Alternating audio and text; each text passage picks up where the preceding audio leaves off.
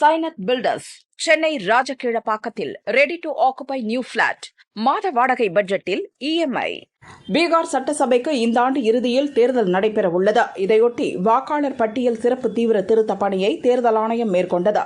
தேர்தல் ஆணையம் வெளியிட்ட வரைவு வாக்காளர் பட்டியலில் 65 லட்சம் பேர் நீக்கப்பட்டிருந்தனர்.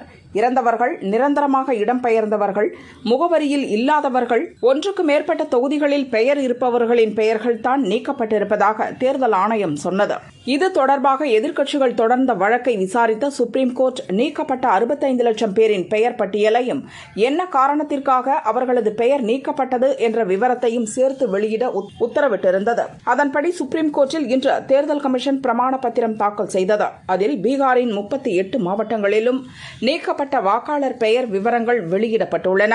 நீக்கத்திற்கான காரணங்களும் தெளிவாக குறிப்பிடப்பட்டுள்ளன. அனைத்து பஞ்சாயத்துகள், பிளாக் டெவலப்மெண்ட் அலுவலகங்களில் இந்த பட்டியல் வைக்கப்பட்டுள்ளது. ஆன்லைனிலும் பார்க்க ஏற்பாடு செய்யப்பட்டுள்ளது என கூறப்பட்டுள்ளது.